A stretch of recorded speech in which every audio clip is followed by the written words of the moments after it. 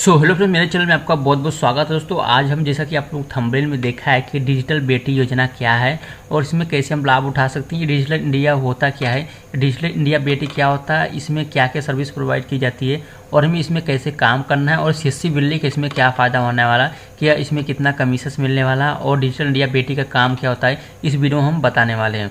So guys, video को start करते हैं दोस्तों। वीडियो को स्टार्ट करने से पहले जैसा कि मैं हर वीडियो में बोलता हूँ कि अभी तक चैनल को सब्सक्राइब नहीं किए तो सबसे पहले प्लीज़ चैनल को जरूर सब्सक्राइब कर ले, उसके बाद बेल आइकन जरूर प्रेस करें, क्योंकि आप पता है कि मैं सीएससी के संबंधित डिजिटल इंडिया के बारे में वीडियो अपलोड करता रहता हूँ अपने चैनल पर। सो गाइस, अब बात आता है, सबसे पहले मैं आपको इंट्रोडक्शन देना चाहता हूँ डिजिटल इंडिया बेटी के बारे में। तो यहाँ पे देखिए, जैसा कि आप लोग नाम सुनते हैं डिजिटल इंडिया बेटी, उस नाम से आपको थोड़ा सा जानकारी तो हो ही गई होगी डिजिटल होता क्या है। जो आजकल की दुनिया में ये चल रहा है, पहले ऐसा नहीं होता। पहले किसी के पास स्मार्टफोन नहीं होते थे, किसी के पास लैपटॉप होते नहीं थे, किसी के पास कंप्यूटर नहीं होते थे। सबसे बड़ी बात है, आज हर घर में आपको एक मोबाइल फ़ोन मिल जाता है, एक स्मार्टफोन मिल जाता है हर घर में, हर व्यक्ति के पास। तो हम बता दें कि डिजिटल इंडिया बेटी को क्या क्या लाभ है और इसमें कैसे काम करना है, जैसे कि हर एक सीएससी बिल्डर को ये लाभ होने वाला है। अब जैसे हम बता दें कि आके जो फेसबुक है और सीएससी, इन दोनों में एक नया समझौता हुआ कि हम अपने इंडिया में एक डिजिटल इंडिया यानी कि लोगों को डिजिटल इंडिया बनाएंगे। जैसे कि आप जो घरों में छोटे मोटे काम होते हैं उन कामों को हम कैसे हम ऑनलाइन में ले पाए, या फिर किसी को तो स्मार्टफोन चलाने आता ही नहीं, सबके पास स्मार्टफोन होता है, किसी को स्मार्टफोन नहीं चला, किसी को व्हाट्सअप चलाने नहीं आता है, किसी को फेसबुक चलाने नहीं आता है, किसी को मोबाइल के बारे में कुछ ज़्यादा जानकारी नहीं है। तो ये सब जानकारी यहाँ पे प्रोवाइड की जाएगी हर एक गाँव में जाके। तो आप देखिए सीएससी बिल्डी का, इसमें देखिए कौन कौन से लाभ उठा सकते हैं, ये क्या मेल लाभ उठा सकते हैं, या फिर सीएससी बिल्डी जो होते हैं क्या मेल लाभ उठा सकते हैं, इसका क्या फीमेल लाभ उठा सकते हैं। तो मैं आपको बता दूं कि यहाँ पे सीएससी बिल्डी पे ये डिपेंड नहीं करता कि सीएससी बिल्डी मेल यानी कि मेल है कि फीमेल है। बस ये ध्यान रखिए, जो आप डिजिटल इंडिया बेटी की जो स्कीम है, ये सब डिजिटल इंडिया बेटी यानी कि जो महिला है वही सिर्फ रजिस्ट्रेशन कर सकते हैं सीएससी बिल्डी पे जाके।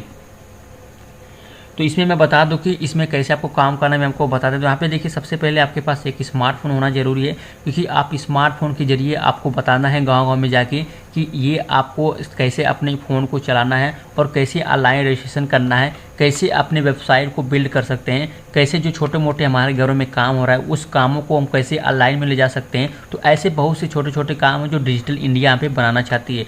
सबसे बड़ी बात है, जो ऑफलाइन और ऑनलाइन कैसे लिया जाता है, जो डिजिटल कैसे बनाए, सबसे मेन टॉपिक होता है डिजिटल कैसे बनाया जाए। तो हमें इस वीडियो में आपको बताने वाला कैसे आपको रजिस्ट्रेशन करना है और सारा फुल प्रोसेस इस वीडियो में आपको बताने वाला हूँ। तो मैं आपको बता दूं कि सीएससी बिल्डर को कितना इसमें कमीशन मिलने वाला है, मैं आपको बता देता हूँ। तो आप अगर यहाँ पे देख, सबसे पहले बात, आपको फीमेल को रजिस्ट्रेशन करना है, आपको मेल को रजिस्ट्रेशन करने के लिए हमें मैंडेटरी है नहीं है।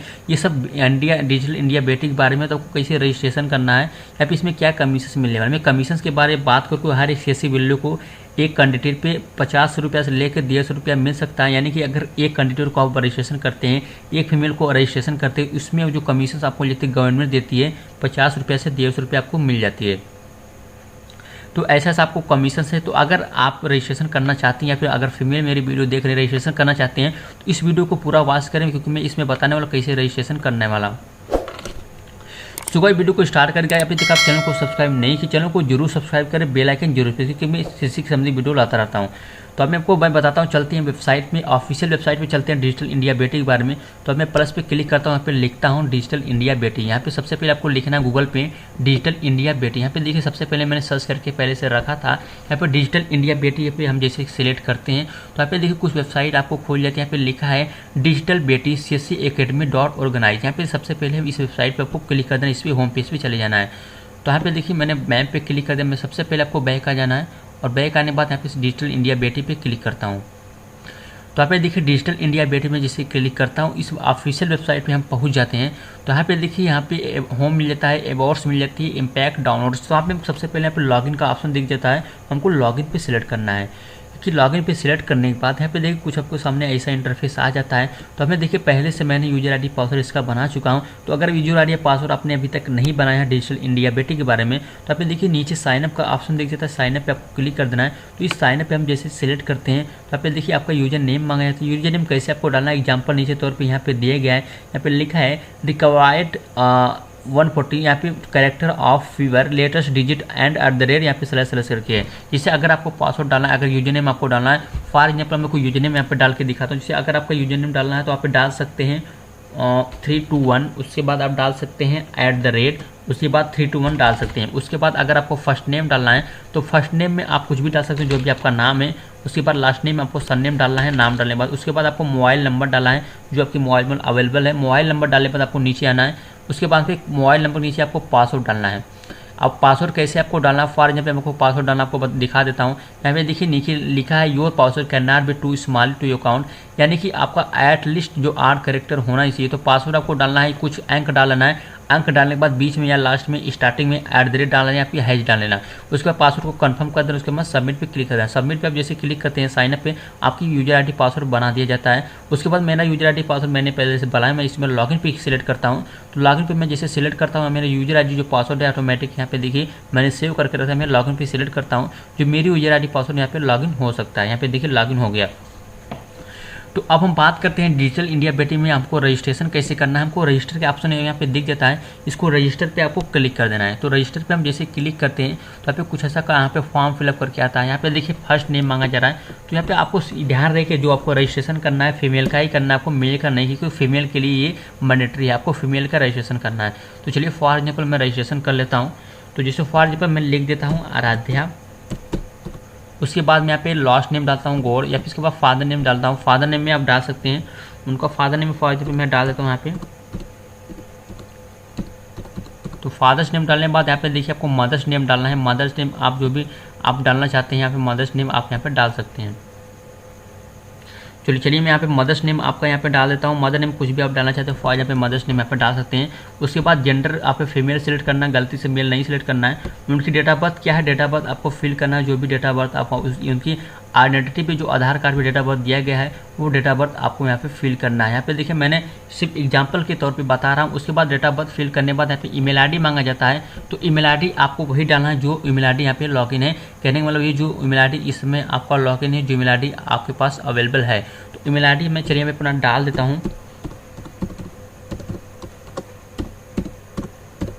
तो वहाँ पे ईमेल आईडी आपको बिल्कुल सही से फिल करना है। बिल्कुल ईमेल आईडी आपको गलत नहीं डालना है, क्योंकि सारा कुछ डिटेल्स आपकी ईमेल आईडी के थ्रू बताया जाता है। उसके बाद फ़ोन नंबर पहले आपने डाला ही था। यहाँ पे स्टेट मांगा जा रहा है, तो स्टेट आप जिस स्टेट से बिलोंग करते हैं वो स्टेट आपको चूज़ कर देना है। जैसे मैं यहाँ पे उत्तर प्रदेश चूज़ करता हूँ। उसके बाद यहाँ पे डिस्ट्रिक्ट मांगा जाता है। स्टेट चूज़ करने के बाद अपना डिस्ट्रिक्ट यहाँ पे चूज़ कर लेना है। तो चलिए मैं अपना डिस्ट्रिक्ट यहाँ पे चूज़ कर लेता हूँ। तो यहाँ पे मेरा डिस्ट्रिक्ट यहाँ पे आजमगढ़ आ जाता है। उसके बाद यहाँ पे सब डिस्ट्रिक्ट, यानी कि जो सब डिस्ट्रिक्ट वो होता है जो आपकी तहसील होता है। उसके बाद तहसील आपको यहाँ पे चूज़ कर लेना है। चलिए मैं अपना तहसील चूज़ कर लेता हूँ। यहाँ पे मैं यहाँ पे चूज़ करता हूँ निजामाबाद। उसके बाद विलेज आपको चूज़ करना है। तो विलेज आपको जो भी आपका विलेज का नाम है वो विलेज आपको यहाँ पे चूज़ कर देना है। तो ध्यान रहे आपको विलेज बहुत ईजिली तरीके से यहाँ पे बहुत जो आपका विलेज सही है आपको विलेज वही चूज़ करना है। आपको कोई भी और विलेज आपको चूज़ नहीं करना है, आपको ध्यान देना है ये बहुत ध्यानपूर्वक। तो यहाँ पे सबसे पहले अपना विलेज यहाँ पे खोज लेते हैं, क्योंकि जल्दी मिलता नहीं यहाँ पे। तो सबसे पहले आपको विलेज यहाँ पे खोजना है। तो चलिए देखते हैं कितना नीचे है, उसके बाद हम सिलेक्ट करते हैं। तो यहाँ पे जैसे तो अभी मिल नहीं रहा है। सबसे पहले आपको ध्यानपूर्वक आपको विलेज चूजना ही है, खोजना ही है, क्योंकि अब विदाउट विलेज सिलेक्ट करके नहीं थे। चलिए विलेज मिल गया। उसके बाद यहाँ पे ईमेल एड्रेस मांगा जाता है। ईमेल एड्रेस जो यहाँ पे सॉरी का यहाँ पे फुल एड्रेस मांगा जाता है। फुल एड्रेस आपको वही डालना जो आपके आधार कार्ड पे अवेलेबल है। तो आपको आधार कार्ड पे जो भी एड्रेस है आपको एड्रेस यहाँ पे फिल करना है। उसके बाद हम आते हैं नीचे। तो नीचे आपको यहाँ पे लिखा है पर्सनल मंथली इनकम। जो आपकी मंथली इनकम में 20,000 प्लस है, या फिर यहाँ पे 10,000 प्लस है, या फिर 10,000 से कम है। तो आपको जो भी सिलेक्ट करना है सिलेक्ट कर लें। उसके बाद यहाँ पे सिलेक्ट लैंग्वेज, आपको हिंदी आती है तो हिंदी सिलेक्ट कर सकते हैं। अगर इंग्लिश का नॉलेज आपके पास इंग्लिश भी सिलेक्ट कर सकते हैं। फॉर एग्जाम्पल मैंने हिंदी पहले से सिलेक्ट किया हुआ है। तो यहाँ पे नीचे लिखा है सेकेंड लैंग्वेज प्रेफरेंस। यहाँ पे जो भी आप दूसरा जो लैंग्वेज आपको पसंद है वो लैंग्वेज आपको चूज़ कर लेना है। उसके बाद थर्ड लैंग्वेज, अगर और भी कुछ आपको नॉलेज पसंद है जो लैंग्वेज आपको आता है वो भी आपको सिलेक्ट करें। फॉर एग्जाम्पल हम हिंदी आता है हिंदी पे सिलेक्ट करेंगे। उसके बाद नीचे लिखा है एजुकेशन क्वालिफिकेशन, आप 10th पास है या फिर 12th पास है या फिर ग्रेजुएट है या फिर पोस्ट ग्रेजुएट जो भी यहाँ पे उस पर सिलेक्ट कर लें। उसके बाद वीएलई सीएससी आईडी मांगा जाता है, जो आपका सीएससी आईडी है यहाँ पे आपको सीएससी आईडी डालना है। उसके बाद नीचे लिखा है आर यू डेफिनेटली एबल्ड, यहाँ पे अगर एबल है इसको आपको यस कर देना है। उसके बाद नीचे लिखा है डू यू है ए बैंक अकाउंट, अगर आपके पास एक बैंक अकाउंट है तो आपको यस पे सिलेक्ट करके आपको सेव डिटेल्स पे क्लिक कर देना है। दोस्तों आप सेव डिटेल्स पे हम यहाँ पे देखिए वीएलई सीएससी आईडी मांगा जा रहा है, तो सबसे पहले हम अपना सीएससी आईडी यहाँ पे डालते हैं। चलिए मैं आपको सीएससी आईडी डाल के अपना दिखा देता हूँ।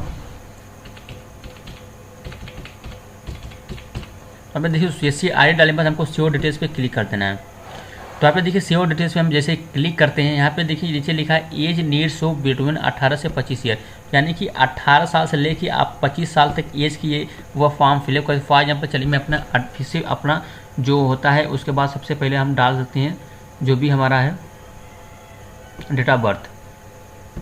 तो चलिए मैं अपना एड्रेस यहाँ पे कीबोर्ड से डाल देता हूँ, क्योंकि यहाँ पे देखिए दोस्तों सबसे पहला एड्रेस आप जो डेट ऑफ बर्थ वो मेन होता है, आपको डेट ऑफ बर्थ बिल्कुल सही डालना है। डेट ऑफ बर्थ अगर बिल्कुल गलत डालते हैं तो यहाँ पे आपको डिटेल्स नहीं फिल कर पाएंगे। तो यहाँ पे आप डालने के बाद डेट ऑफ बर्थ हमको नीचे आना है, फिर से हमको सेव डिटेल्स पे क्लिक कर देना है।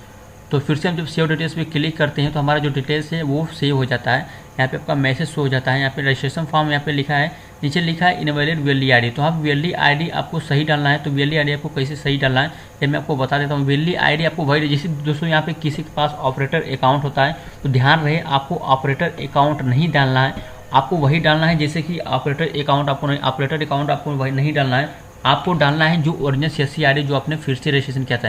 जैसे मैं आपको एग्जांपल के तौर पर बताया, जैसे मैंने फिर से अपना ओरिजिनल आईडी यहाँ पे डाल दिया, तो ओरिजिनल आईडी डालने के बाद यहाँ पे देखिए रजिस्ट्रेशन फॉर्म फिर भी इनवैलिड वीएलई आईडी दिखा रहा है। ध्यान रहे अपना सीएससी वीएलई, अगर आपके सीएससी वीएलई है तो आपकी सीएससी वीएलई डालने के बाद अपना ईमेल आईडी डालने, अपना ये सब जो आईडी डालना है वीएलई आईडी मिलता है। आईडी डालने के बाद ऑटोमेटिकली यहाँ पे एक ऑप्शन मिल जाता है, यहाँ पे एक आपको एप्लीकेशन नंबर मिल जाती है। तो इसमें एप्लीकेशन मिलने के बाद क्या क्या प्रोसेस है उसके बाद मैं नया वीडियो बनाने वाला हूँ। सो गाइस अगर वीडियो आप देखना चाहते हैं तो नीचे कमेंट में जरूर बताएं, मैं अगला वीडियो इसी पे बनाने वाला हूँ।